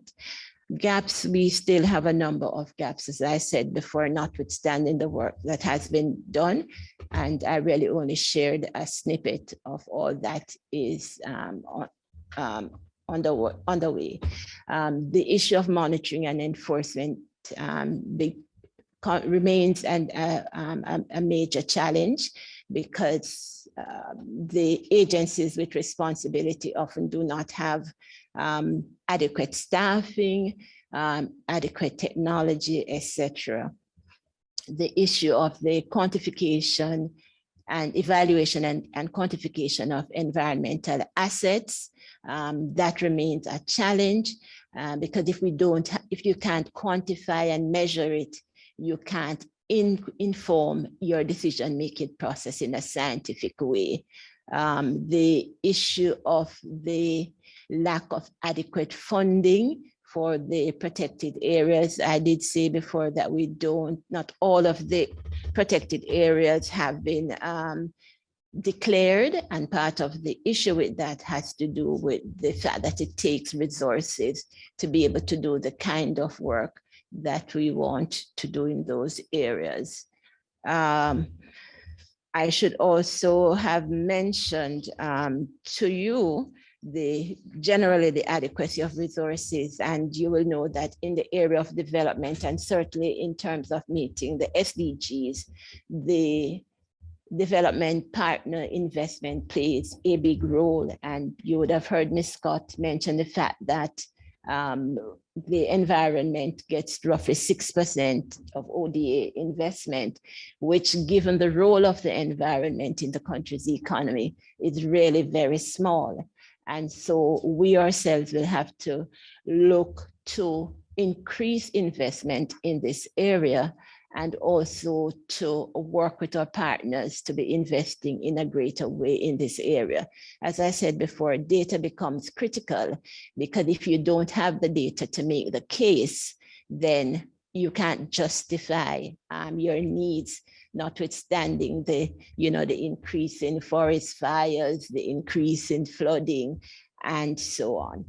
And one area that I would also like to stress is the issue of environmental education, because our citizenry needs to have a better understanding of the integral link between our daily lives and the health of the environment, our daily lives, our livelihoods, and the health of the environment, as also the policymakers, because very often they say they have to make investment in the bread and butter issues, but there is a very direct link between the state of the environment and the state of poverty, between the state of the environment and your ability to increase employment.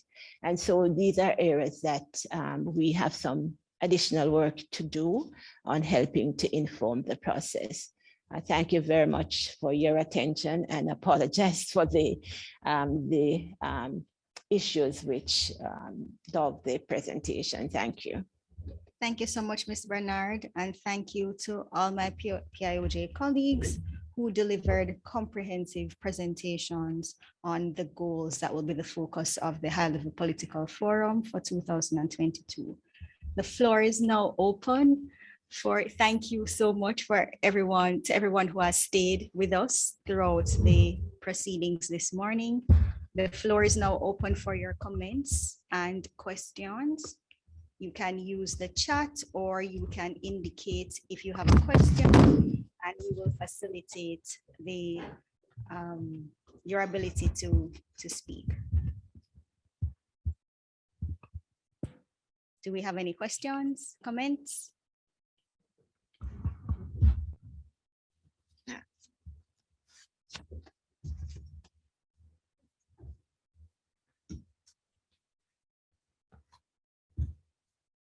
And the questions and comments can be on any of the presentations which were heard from the PIOJ or from our colleagues before, from ECLAC, the UNDP, as well as our colleague from the Community of Practice.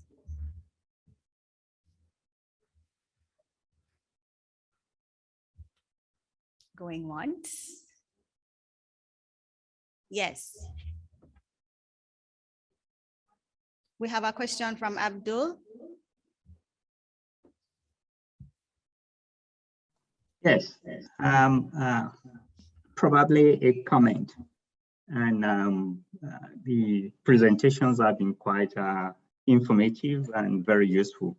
And again, as I indicated earlier on today, we look forward to providing whatever support that ECLAC can provide in this journey. I made mention of the gender mainstreaming, and in the presentation, especially the one on SDG 4 and SDG 5, that issue was clearly illustrated, and of course, relevant in the other SDGs also. I did not emphasize the issue of statistics because I think in most of my interventions, I tend to talk a lot about statistics, and being that I oversee the statistical work program at ECLAC, I don't want to appear as if I'm being selfish, but I'm glad that Dr. Cornell actually highlighted that in his presentation and also in all the presentations by the Deputy Director Generals. The issue of gender mainstreaming is quite, the statistics plays a role in the gender mainstreaming of whatever we do. And when we have to also try to adjust to a new way of presenting data. And with the discussion on education and on gender, that may already, by default, we are reporting on gender. But in the other SDGs, when we are reporting on the situation of things, we will now have to do more with disaggregation of the data that we are reporting on, such that when we're talking about the enrollment in education, we presented how the issue is different from across different age groups, but we haven't seen if gender or sex disparity exists in that enrollment, and also maybe in the educational attainment or performance. It's clearly shown that they are not doing, the school children are not performing as well in mathematics compared to English language. But so that we try to do more gender disaggregation in addition to sex or other forms of disaggregation when we report on our data. Thank you. That's fine.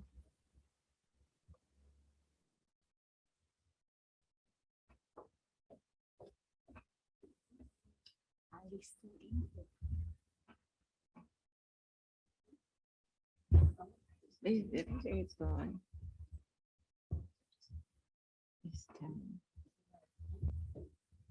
It's so nervous because can they still see us? They can hear us? Abdul? We're having a technical issue in the room. We're not able to hear you. We're hoping to address that momentarily. My apologies. I'm going to, in the interim, go to another question that we have received via the chat. With a challenge in data availability, is there a space for the private sector or civil society to partner with the government in data collection and monitoring? Latoya, do you want to address that question?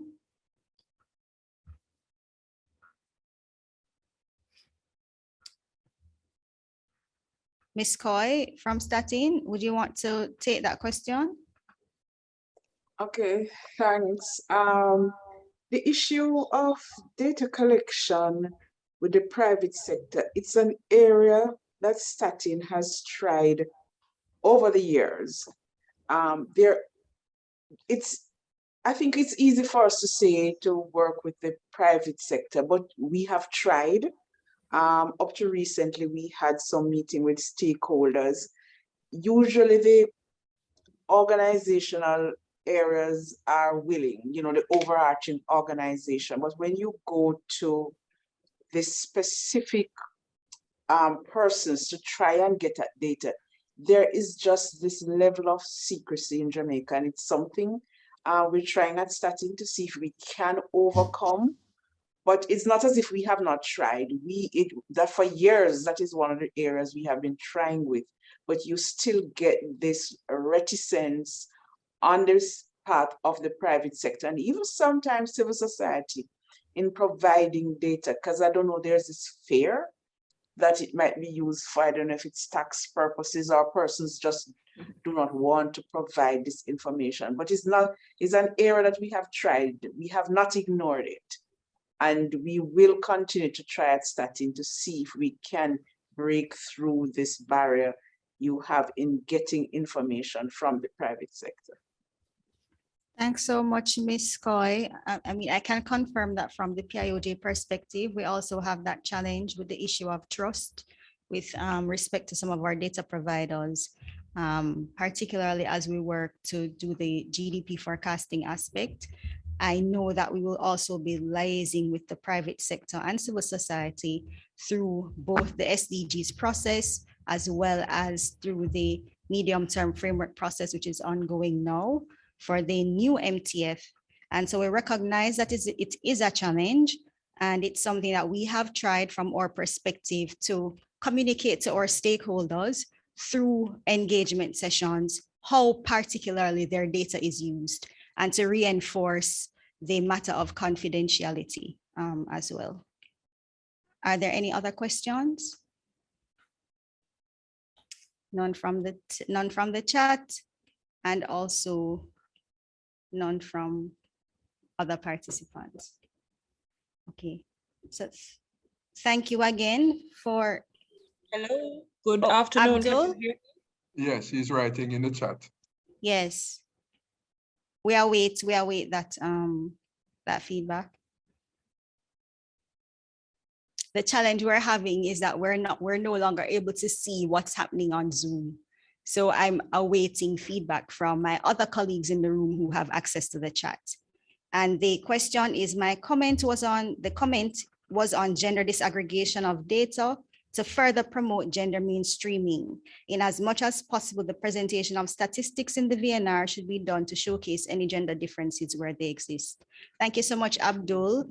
It's something that we strive to do here at the PIOJ, particularly as we prepare our publications. For example, the Economics and Social Survey of Jamaica, we make a deliberate effort to ensure that where possible, we have disaggregation of data by gender. And we will employ the same approach as we pursue the VNR. There's a question or a comment from Ms. Wheeler as well.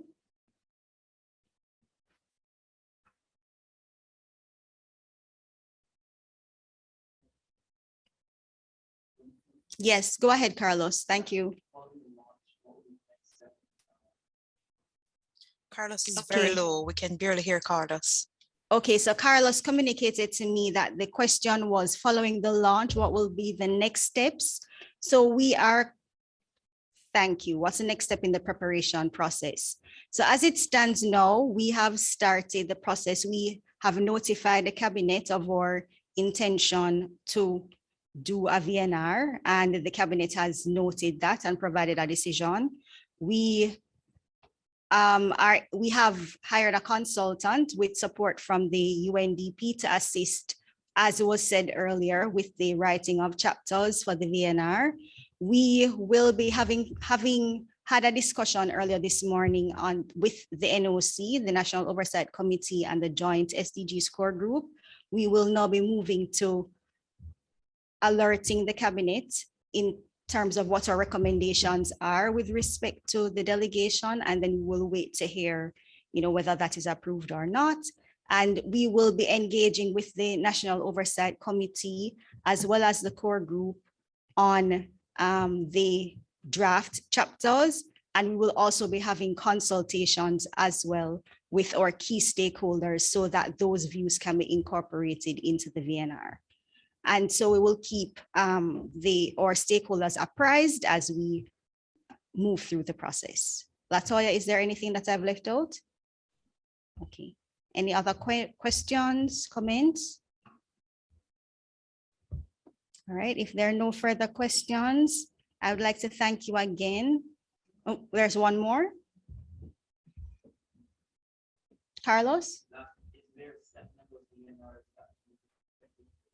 No, by virtue, it's called voluntary national reviews. So there's no set number. Countries are encouraged to do VNRs when they do determine nationally that it is appropriate to do so.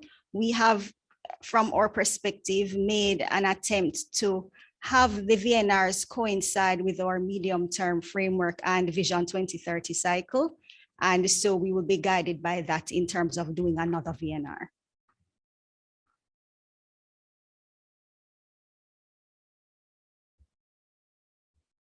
Okay, thank you so much for your engagement and for the questions that have been posed. We will now invite Ambassador Adele Robinson, who is the co-chair of the National Oversight Committee, to provide us with his closing remarks. Ambassador Robinson. Thank you very much, Madam Chair. You know, in listening to the presentations and information shared today, I realized that we probably could easily have called this a learning or a knowledge event, because so much information has been shared this morning, both from our external presenters as well as from our PIOJ team, that it almost felt like a rehearsal of the actual VNR that we're expected to produce next year. I want to first of all just thank very, very quickly Dr. Wayne Henry, who opened up with his remarks on the process and where exactly we need to be in terms of our country's preparation. I want to thank Dr. Abdul Kadri as well for his intervention with regard to the support that ECLAC is providing and continues to provide to us as well. Dr. Gary O'Neill for his perspective on what the UN will do, how they will support our process nationally, and what are some of the priorities that we need to take into account in this process. I want to thank Senator Fernandez from Mexico, who in a very clear and succinct way was able to share some very good best practices that we can adopt in our own preparation for VNR next year. And I think many of the points that she has raised resonated with us, not only because in some ways we have already started some of these exercises, but it also gives us a very good perspective of what our next steps need to be. And I want to thank her very, very, very much for those points that were raised in her presentation. Ms. Roxanne Ricketts, Marika Brown, Ms. Claire Bernard, Barbara Scott, as always, excellent presentations from the team at PIOJ. There were just a tremendous amount of knowledge and wealth of information that is shared when the PIOJ team presents to us, that I really wish that there were more of a national stage for PIOJ to make these presentations more regularly, because I think what is going to be required, and it's a point that was borne out in the presentation from Senator Fernandez of Mexico, stakeholder involvement is going to be integral to whatever we do. It is going to be an important element of getting the SDGs realized at the local level, the community level, the school levels, the office levels. It is never only going to be a government process. It is never only going to be a part of society process, and therefore how we integrate everything that we've learned today as a part of our own daily existence and our own daily lives is going to be very important. If you'll allow me, I'd just like to summarize a few of the takeaways from the presentations that were made. And they're not being done in any particular order because I was gathering them as I was going through. And I realized that many of the points were also repeated or resonated in subsequent presentations. But I just summarize a few of them as I had taken note of them. Primarily, to meet the objective of rebuilding and recovery, meaningful systematic evaluation and analysis is going to be important as we go forward. COVID-19 is more than the elephant in the room. Everything that we would have seen over the last 2 years now has been impacted in some manner, shape, or form by COVID-19. And therefore, how we assess the impact of COVID-19 and the pandemic on our national goals, on our pursuit of the SDGs, has got to be accounted for in very clear fashion. The process must also account for challenges that we're encountering. It must involve a fair assessment of the results and a determination of appropriate responses. The presenters from PIOJ were very clear in terms of identifying where the gaps were, where the deficits are, what progress has been made thus far, and what additional efforts are going to be needed if we're to get past to the next phase. Again, a point made by Dr. Abdul Kadri and made by Ms. Bernard as well. Data collection. Evidence-based, data-driven analysis must continue to be the focus of our work. For good or bad, data tends to be very objective. You record it, you quantify it. It doesn't take into account your your own preconceptions. It doesn't take into account your own prejudices. It reports information as it is. And so it's very important that we strengthen in every way possible, and it was mentioned by Ms. Coy just now, whatever avenues we have to enhance the process by which we collect data, whether it is singularly done by government agencies or it is done in collaboration with the private sector or other institutions, we need to work hard at ensuring that can be done.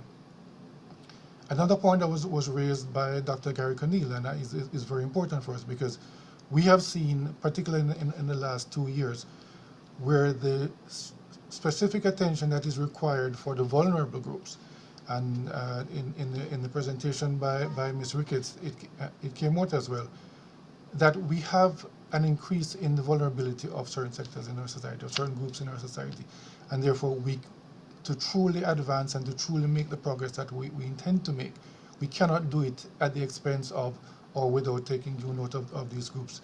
And so for us, where it has impacted greatly in terms of education, gender-based violence, and at community levels, we have to take those considerations into account in how we present our VNR next year. Another question that came up in the interventions that were made was how important it is to have dialogue, collaboration, consultations, and partnerships at every single level. Ms. Scott spoke a great deal about partnerships with our IDPs, bilaterals, multilateral agencies, and so on. But the point that also resonated in those presentations of the other speakers was that there's a need for this dialogue to take place at all levels possible. Mexico made the point in her presentation. We may not always agree. We may not always have the same perspectives. But what is so much more important is the fact that we continue to engage in dialogue and we continue to hear the views, opposing or otherwise, in relation to what our development goals and aspirations are. We also identify the importance of human capital development and capacity building across all sectors at all levels in our societies. And even as we discuss the whole issue of partnerships, it would have come up there, there are best practices to be learned from other countries, from other agencies, from other institutions, which we can certainly adapt, and integrate into our own processes. And that is also an area that we need to strengthen as much as possible. We also addressed and looked at the questions of monitoring and evaluation. And Ms. Bernard actually added another important element, was monitoring, evaluation, and enforcement. Because as long as we continue to open up the space where these efforts are made, we give ourselves a better chance to look objectively at what our targets are. We look at what our deficits are. We make a fair assessment of what our needs are. And in so doing, we're able to set realistic, achievable, reasonable targets. If we are to continue to seek the support, bilateral ODA or multilateral support, we are going to have to be able to look at ourselves in a periodic review to establish where we're going, how far we're progressing, whether or not we need to change focus or whether or not we need to intensify our focus on certain areas. And so therefore, this is going to be one very important element in terms of how we advance our process going forward. I think in summing up, my final thought would be that while we have to account for our successes, how we go about from this point on, in terms of December 2021 to July 2022, to maintaining the focus on the SDGs, has got to take a longer term look. 2030 is ultimately our target year, and 2030 is embedded in our own vision 2030 for Jamaica. The temptation right now may be to say, the conditions have been so hard, the conditions have been so bad that maybe we need to readjust, maybe we need to recalibrate a little bit further. But we run the risk of derailing our own sterling, dedicated, vigilant efforts to reach our targets for 2030. And I think we have to ensure that once we have even completed our dialogue in 2020, our presentation in 2022, that we continue to maintain a certain level of engagement at the local level to ensure that Jamaica is not left behind. Happily, as confirmed by ECLAC, we are in many ways a benchmark for other countries. But we don't want to be a benchmark only for other countries that are below us. We want to be a benchmark higher up on the scale. And certainly our challenge, therefore, is going to be how we can raise our own expectations, how we can raise our own benchmarks to ensure that we are competing at an even higher level at every stage of the game. How we look at how we can improve dialogue, improve collaboration, improve coordination between our bilateral, multilateral, IDP, South-South cooperation. All of these are avenues which we have at our disposal, and we need to explore further. So it is for us now to take a serious look at ensuring that all the resources that are available to us are fully utilized for our benefit. We speak of partnerships. Partnerships are always going to be the answer. Ms. Scott raised it very clearly in her presentation. But the partnerships also have to be replicated within the country, within our local spheres. We, as members of this discussion this morning, are also parts of concentric circles wherever we are. So our families, our communities, our churches, the places we interact the most, or school systems where we serve as volunteers or board members or any other responsibilities, also need to serve as concentric circles for action. And so we therefore have got to be mindful that in everything we do, our progress has got to be towards achieving our SDGs, achieving our Vision 2030. Jamaica has absolute wonderful resources, a wealth of gifts that it can give to the world. And I think we therefore have to remind ourselves each day, as it was said, I believe, in a prayer earlier this morning as we opened up for our joint meeting before, that the wisdom that is required to tackle these tasks, that is required, the energy that is going to be required to invest in these objectives must not be allowed to fail. So with those closing remarks, Madam Chair, I'd like to thank you once again. Thank the organizers of the event. I want to thank the participants who took the time out to stay with us for the entire session this morning. But to just reiterate the importance of this process, the SDGs were designed for all of mankind, for all of humanity. And I think it is important that we all make the effort to invest all we can in ensuring that the requisite resources and commitment is invested in this process. So thank you once again. Thank you all again, the speakers, the persons who intervened, the presenters from PIOJ, and thank you for a wonderfully planned and executed event this morning. Thank you very much.